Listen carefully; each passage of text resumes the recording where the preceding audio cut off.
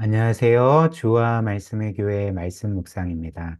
오늘은 시편 34편의 말씀을 함께 묵상하며 주께서 우리에게 베푸시는 값없는 은혜를 풍성히 누렸으면 좋겠습니다. 이 시편 34편에 표제가 있습니다. 다음과 같은데요. 다윗이 아비멜렉 앞에서 미친 채 하다가 쫓겨나서 지은 시 이렇게 기록되어 있습니다. 여러분들이 아시다시피 당시 다윗은 사울 왕에게 쫓기고 있던 신세 아니었습니까? 근데 다윗은 더 이상 도망갈 곳이 없게 되자 당시 블레셋 가드 왕이었던 아기스에게로 도망치게 되었습니다. 왜냐하면 사울이라 할지라도 블레셋까지 다윗을 쫓아올 수는 없었기 때문에 그런 거죠. 그런데 사실 블레셋 입장에서 이스라엘은 적대 국가였고, 특별히 다윗은 어떤 인물이었을까요? 그들에게 철천지 원수와 같은 인물이었습니다. 왜냐하면 과거에 다윗은 그들의 유명하고 또 용맹스럽던 장군, 그 골리앗을 죽이고 블레셋에게 큰 패배를 안겼던 장본인이었기 때문에 그렇습니다. 그렇기 때문에 다윗이 아기스 왕 앞에, 특별히 신하들 앞에 섰을 때 그들은 이 다윗에 대해 어떻게 생각을 했을까요? 이제 원수처럼 생각하고 어떤 면에서는 분노하고 이 다윗을 죽이려고 하지 않았겠습니까? 그래서 그 당시 신하들이 아기스 왕에게 이렇게 고했던 거죠. 왕이시여, 과거에 이스라엘 백성들이 노래하기를 사울이 죽인 자는 천천히요, 다윗이 죽인 자는 만만이라 이렇게 노래했습니다. 이처럼 다윗은 우리에게 큰 패배를 안겼던 장본인이었고, 지금도 우리에게 너무나도 위험한 인물입니다. 이 다윗을 가만히 두면 안 됩니다. 자, 이런 식으로 구했던 것입니다. 그리고 그때 다윗은 목숨의 위협을 느끼고 해서 그 자리에서 벗어나고자 기지를 발휘했습니다.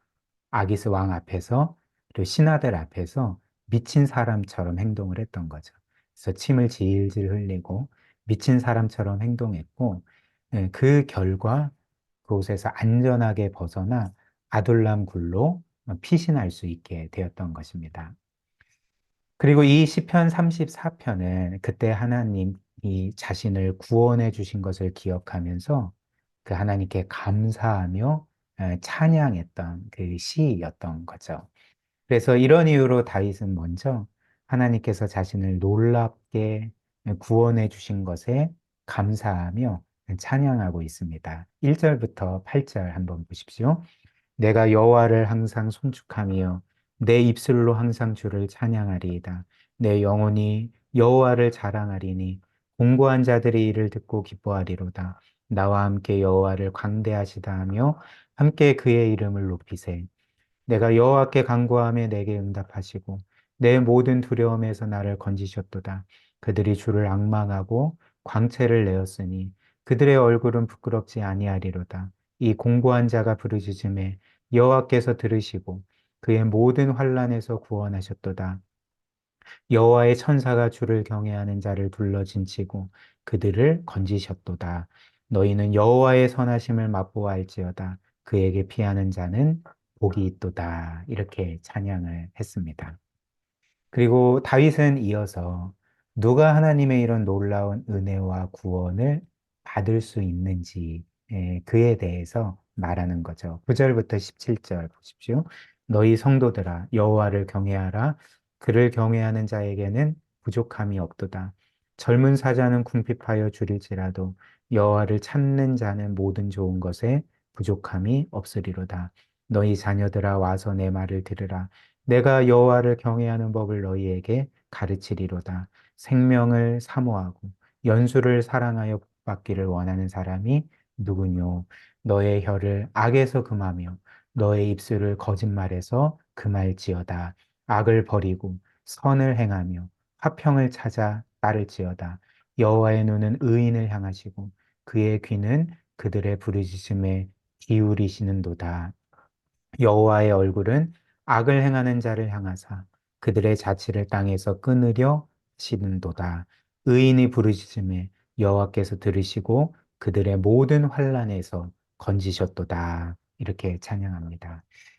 다윗의 이 찬양, 이 고백에 따르면 누가 하나님의 놀라운 구원과 은혜를 받게 됩니까? 9절 말씀처럼 여호와를 경외하는 사람, 여호와를 경외하는 자에게는 부족함이 없도다 이렇게 말하지 않습니까? 이처럼 여호와를 경외하는 자가 하나님의 은혜를 받는 거죠. 또한 15절과 17절이 이렇게 말하는 거죠. 여호와의 눈은 의인을 향하신다. 그리고 여호와의 귀는 의인의 부르짖음에 기울이시는도다 이렇게 말하는 거죠. 17절도 의인이 부르짖음에 여호와께서 들으시고 그들의 모든 환난에서 건지셨도다. 결국 여호와 하나님의 놀라운 은혜와 구원을 받을 수 있는 사람은 여호와를 경외하는 사람, 그리고 의인이 그런 하나님의 구원과 은혜를 받게 된다. 이런 답을 주고 있는 것입니다. 그렇다면 이 부분에서 우리는 이렇게 생각을 할 수가 있는 거죠. 아, 나는 의인으로 살지 못할 때가 많은데, 오히려 늘 하나님 앞에 죄인으로 살아가는데, 그렇다면 나는 하나님의 은혜를 받을 수가 없는 건가? 오늘 말씀처럼 하나님은 나의 부르짖음에 귀를 기울이시지 않고, 또 그 나를 환난에서 혹은 죄와 사망에서 구원해 주시지 않는 것인가? 이런 생각을 할 수 있지 않겠습니까? 그러나 그렇지 않습니다. 성경이 말하는 이 의인이라는 것은 보통 사람들이 생각하는, 우리가 생각하는 완전한 자를 의미하지 않기 때문에 그렇습니다. 그렇다면 성경이 말하는 의인이란 어떤 사람일까요? 물론 그는 하나님께 순종하고자 하고 하나님을 경외하고 하나님의 뜻대로 살고자 합니다. 그러나 그럼에도 불구하고 때로는 죄를 짓고 실패하기 때문에 결코 자신의 의로움을 내세우지 아니하고 오직 하나님의 은혜만을 사모하고 구하는 자가 성경이 말하는 의인이라는 거죠.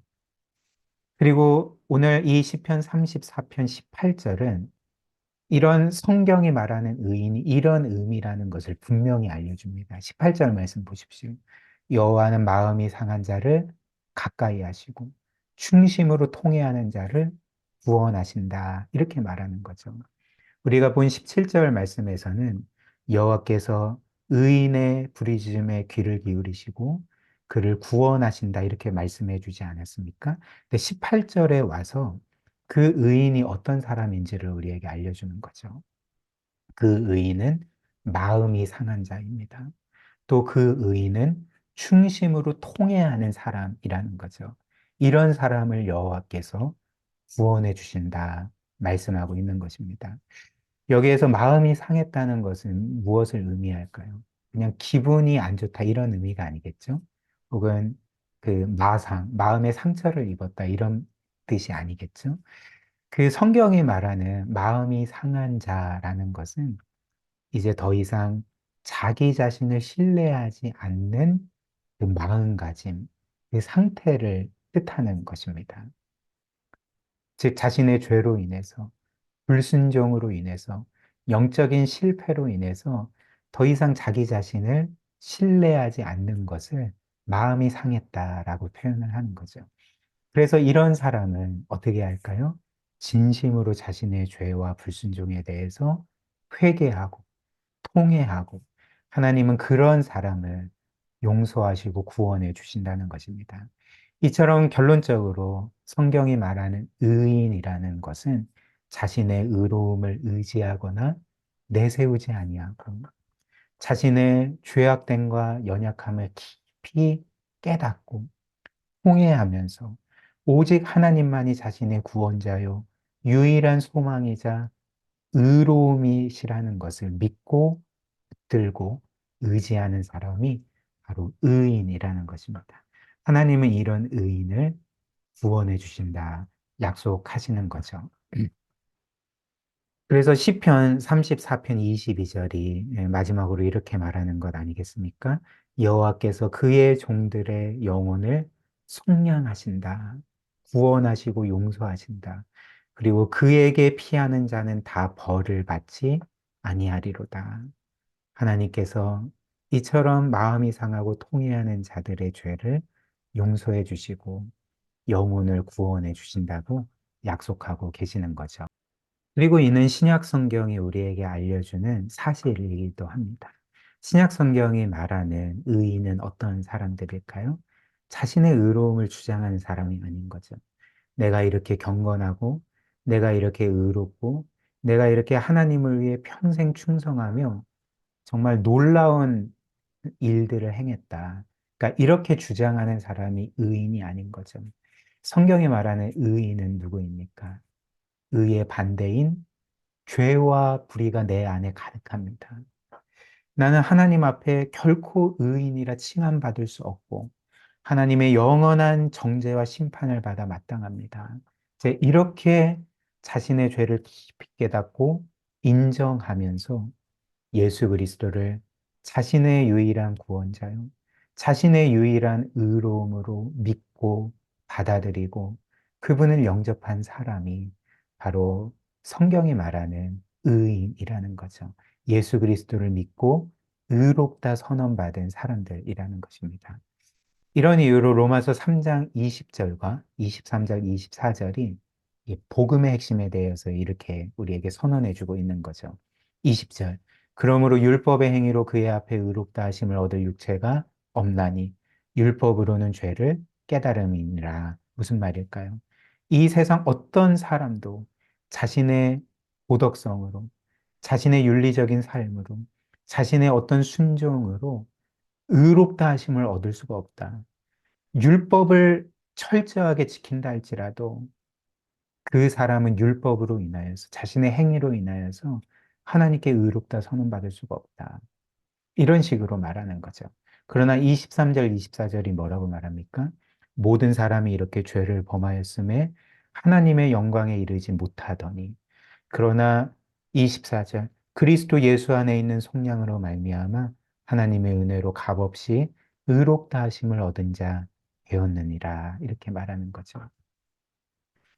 우리의 최상의 의로움이라 할지라도 우리 안에 있는 죄와 섞여서 그 죄에 오염돼서 하나님께는 더러운 옷과 같고 이런 이유로 우리가 아무리 애쓰고 노력한다 할지라도 우리의 행위로는 결코 하나님 앞에 의롭다 하심을 얻을 수 없고 정죄받아 마땅하지만 예수 그리스도께서 우리 대신 율법의 모든 요구들을 완벽하게 이루셨고 그분이 우리의 모든 죄를 짊어지시고 십자가에 못 박혀 죽으심으로 우리의 영원한 대속을 이루셨기 때문에 우리가 예수 그리스도를 믿을 때 하나님의 은혜로 그리스도의 그 의로움이 우리의 것이 되어서 하나님께 의롭다 선언받는다. 이것이 바로 우리가 받은 구원의 놀라운 은혜가 아니겠습니까? 그래서 다윗이 뭐라고 말할까요? 너희는 여호와의 선하심을 맛보아 알지어다. 그에게 피하는 자는 복이 있도다. 이렇게 말하는 거죠. 한번 생각을 해보십시오. 만약 다윗이 자신의 의로움으로 구원을 받았다면 너희는 여호와의 선하심을 맛보아 알지어다. 이렇게 말할 수가 있었을까요? 그렇게 말하지 않았을 것입니다. 오히려 다윗은 사람들에게 나의 의로움을 봐라. 이렇게 말하지 않았겠습니까? 그러나 다윗은 그렇게 하지 않았죠. 너희는 여호와의 선하심을 맛보아 알지어다. 이렇게 말했습니다. 그에게 피하는 자가 복이 있도다. 이렇게 말했습니다. 무슨 말일까요? 나도 자격이 없지만, 나도 죄와 불의가 가득하지만, 하나님께서 나를 선대해 주셨다. 내가 구원받은 것은 나의 의로움 때문이 아니라 여호와의 선하심 때문이었다. 나는 이것을 경험했다. 맛보았다. 그렇기 때문에 너희도 여호와의 선하심을 맛보아 알지어다. 이렇게 말하고 있는 거죠. 그리고 우리는 이렇게 하나님께서 우리에게 베풀어 주신 모든 놀라운 은혜 때문에 그분의 놀라운 선하심 때문에 우리는 이제 감사함으로써 하나님을 경외하고 그분의 뜻대로 살아야 한다는 거죠. 그렇기 때문에 다윗이 여호와의 선하심을 맛보아 알지어다라고 촉구하면서 또 이렇게 말했던 것입니다. 11절 너희 자녀들아 와서 내 말을 들으라. 내가 여호와를 경외하는 법을 너희에게 가르치리로다. 너희는 하나님께서 너희에게 이런 은혜를 베풀어 주셨으니 여호와를 경외하는 법을 배우고 그렇게 하나님의 뜻대로 살아야 된다. 이렇게 말했던 것입니다. 우리 오늘 말씀 기억하며 함께 기도하기를 원합니다. 오늘 말씀처럼 하나님께서 지금까지 우리에게 값없이 베푸신 그 모든 하나님의 선하심과 놀라운 은혜를 기억해 보았으면 좋겠습니다. 그래서 우리 또한 이 모든 은혜에 감사함으로써 하나님을 경외하고 그분의 뜻대로 살아가는 삶을 살아가도록 은혜 달라고 기도하고요. 특별히 오늘 다윗의 찬양처럼 우리가 하나님의 선하심, 그 놀라운 은혜를 단지 머리로만 아는 것이 아니라 매일의 삶 가운데 실제로 경험하고 그 여호와의 선하심을 맛보아 알 수 있도록 그런 은혜를 우리에게 달라고 오늘 함께 기도하도록 하겠습니다.